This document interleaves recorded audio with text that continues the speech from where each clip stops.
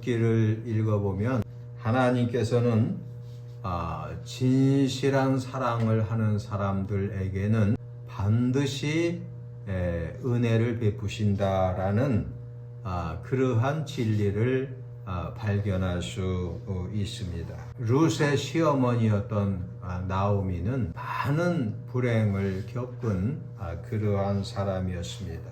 남편과 두 아들이 세상을 떠났다는 것은 사람이 감당하기 어려운 그러한 불행이었습니다. 그는 자신은 아주 불행이 많고 또 박복한 그러한 사람이다, 이렇게 자신을 생각했습니다. 그래서 나오미는 오늘 본문에 나를 마라라 부르라, 이는 전능자가 나를 심히 괴롭게 하셨음이니라. 내가 풍족하게 나갔더니 여호와께서 내게 비어 돌아오게 하셨느니라. 여호와께서 나를 징벌하셨고 전능자가 나를 괴롭게 하셨거늘 너희가 어찌 나를 나오미라 부르느냐.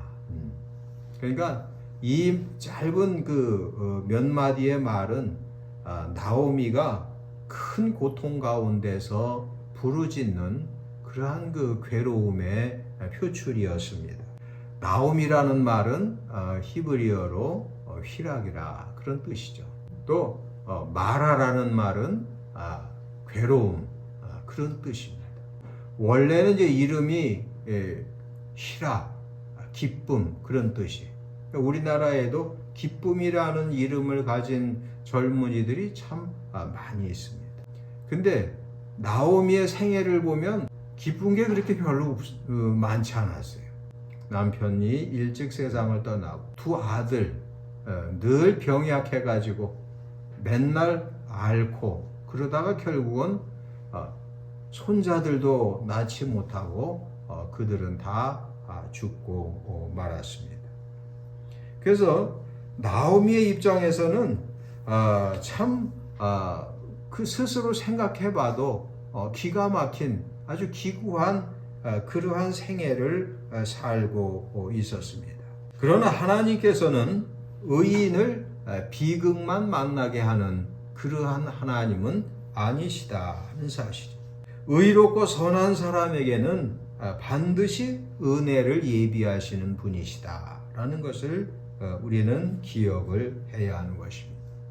여러분들도 하나님 앞에 선하고 의로운 백성들로 살아서 하나님께서 선하고 좋은 그러한 사랑과 은혜를 예비하시는 그러한 그 하나님의 은혜를 받으며 사시기를 바랍니다.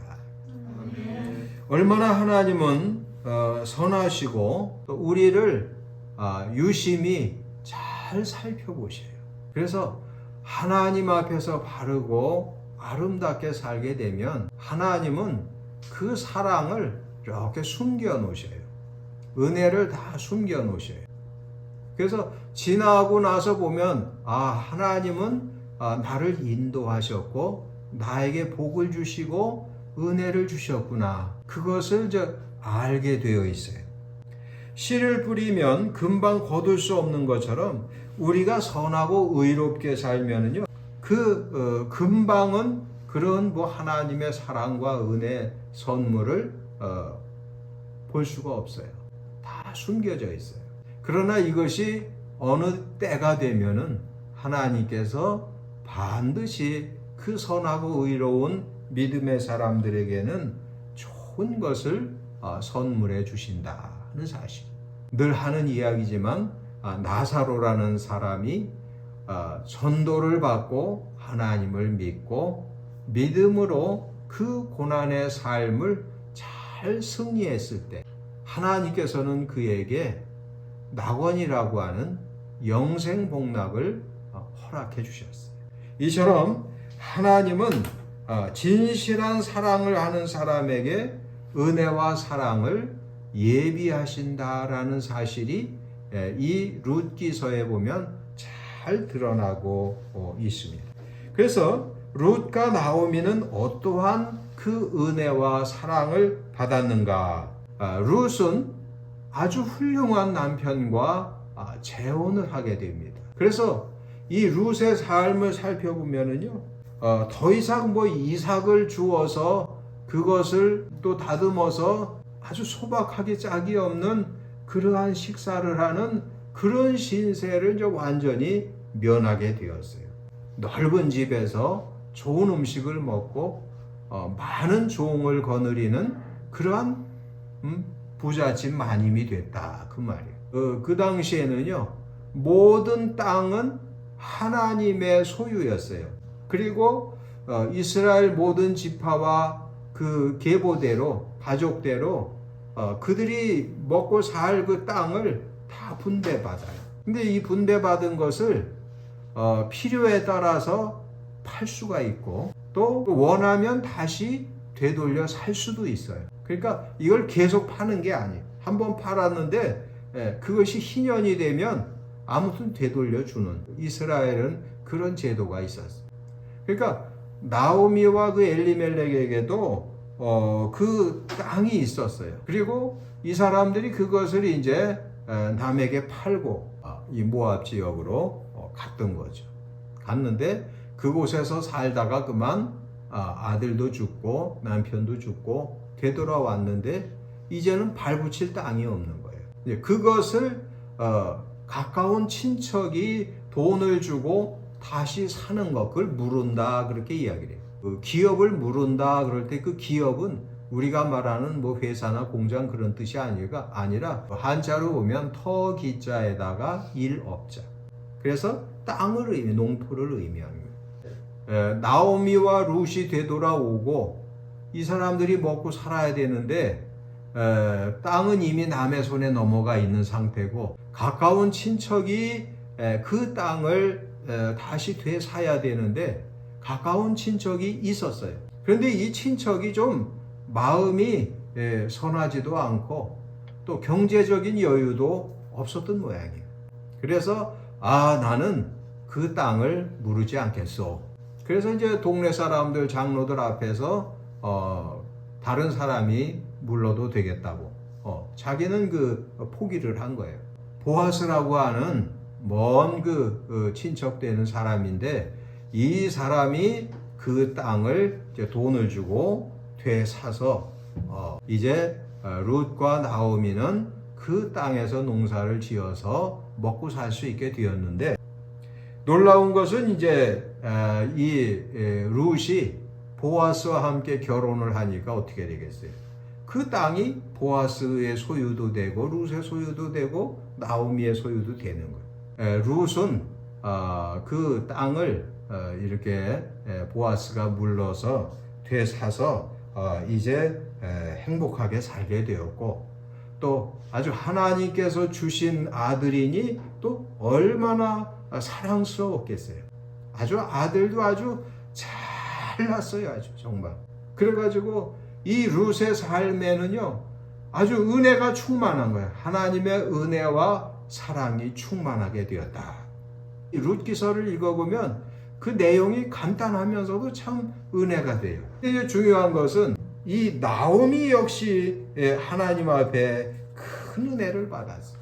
그래서 여인들이 그 나오미를 위로하고 그 기뻐하면서 이렇게 나오미에게 이렇게 칭찬과 위로의 말을 전하는데 룻기 4장 14절에 가서 보면 여인들이 나오미에게 이르되 찬송할지로다 여호와께서 오늘 내게 기업 물을 자가 없게 하지 아니하셨도다.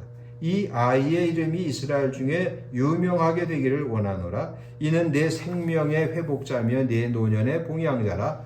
곧 너를 사랑하며 7 아들보다 귀한 내 며느리가 낳은 자로다 하니라.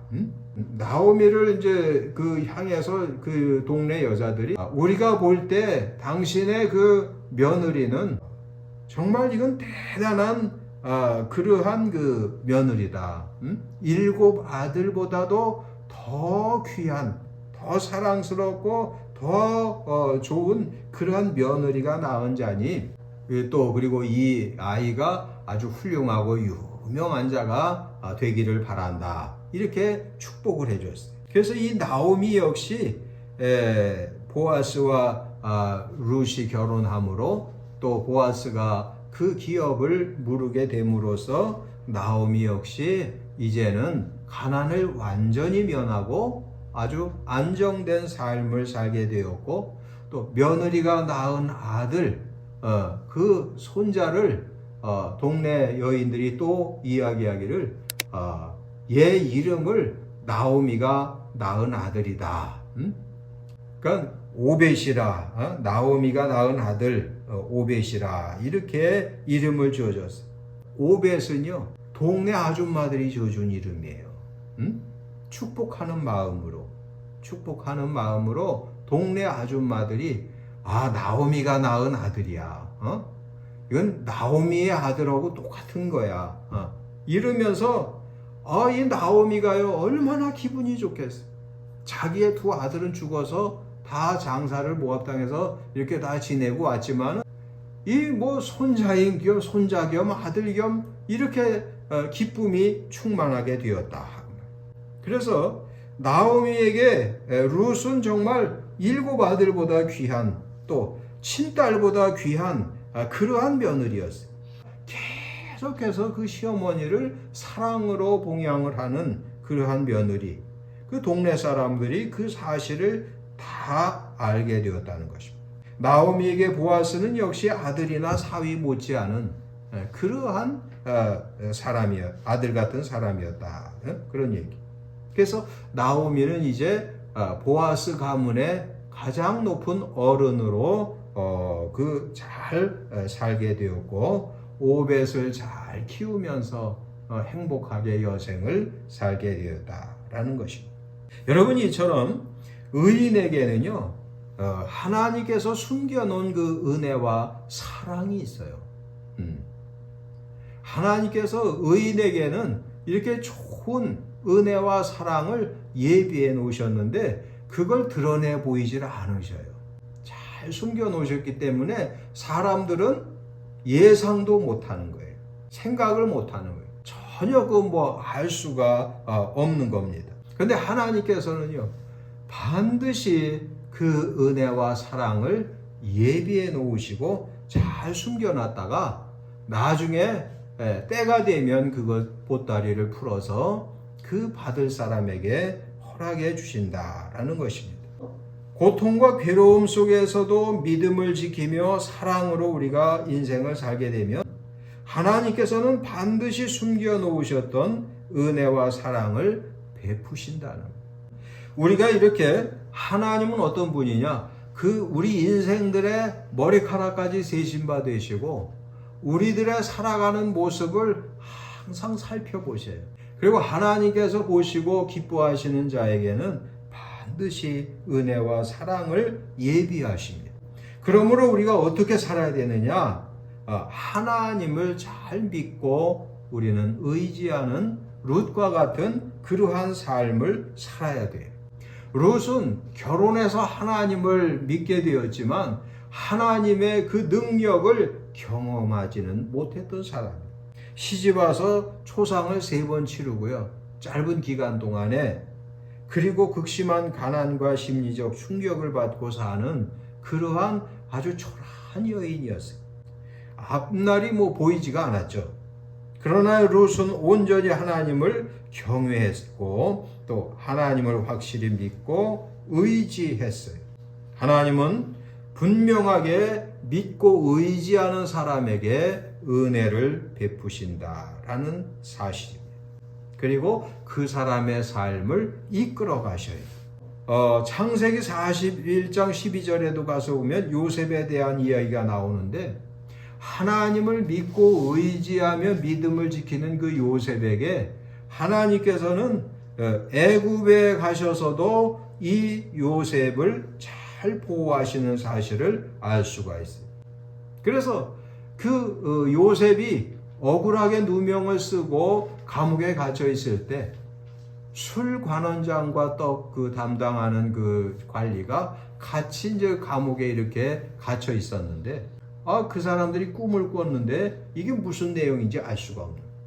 그런데 요셉이 옆에 있다가 하는 말이 그 내용을 아주 잘 해몽을 해주는 거예요. 근데 해몽한 대로 그대로 이루어졌어요. 그러니까 이 술 맡은 관리가 나중에 바로 왕이 꿈을 꾸고서 내가 꿈을 꿨는데 이게 무슨 꿈인지 알 수가 없다. 그러면서 아주 답답해하니까 생각이 나는 거예요. 하나님께서 그 술 관리의 생각을 주관하셔가지고 기억나게 하셨어요. 제가 그 전에 감옥에 있을 때 이러이러한 히브리인이 있었는데 그 젊은이가 아주 꿈 해몽을 잘합니다. 그래서 결국에 이 요셉이 바로 왕 앞에 나왔고 그 꿈을 잘 해석해서 요셉은 바로 즉시 총리가 되는 그러한 은혜를 입게 되었다라는 것입니다. 여러분 이처럼 요셉이나 사무엘 또 여호수아 같은 사람도요 대단하지 않습니까?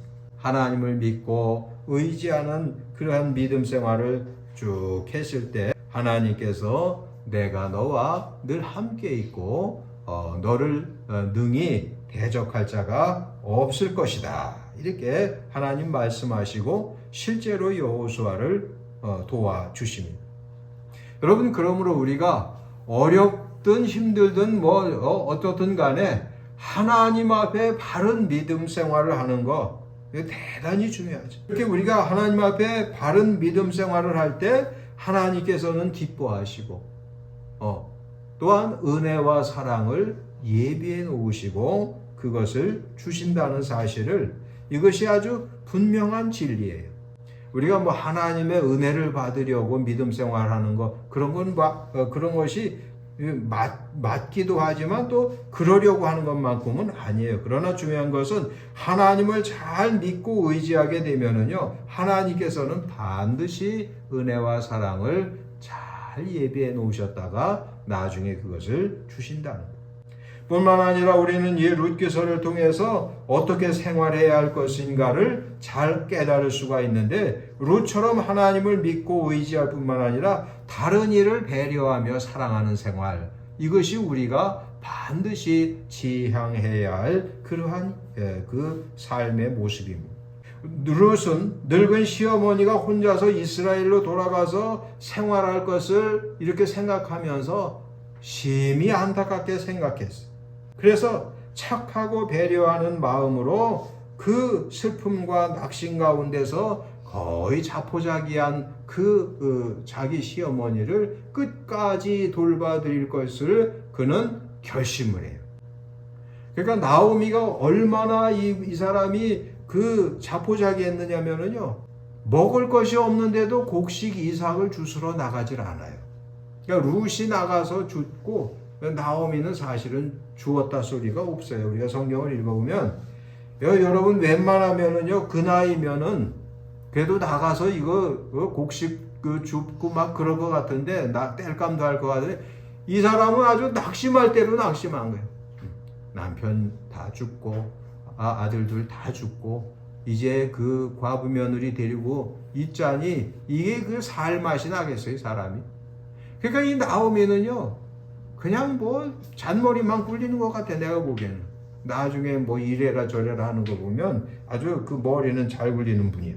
이 자포자기하면서 밭에 나가서 이삭도 줍지 못하는 이 낙심천만한 그 늙고 허약한 시어머니를 이 룻은요 친딸의 정신으로 친어머니를 섬기는 것처럼 그렇게 잘 섬겼다는 거예요.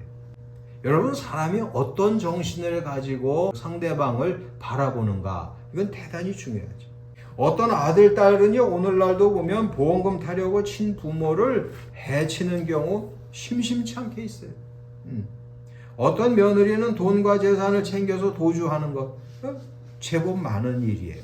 그러나 이 룻은 참으로 착하고 배려심 있는 며느리로 정말 친딸의 정신을 가지고 친어머니를 대하듯 그렇게 시어머니를 잘 봉양을 했다는 것입니다. 여러분 제가 자랑도 아니고요 여담이에요 이거는.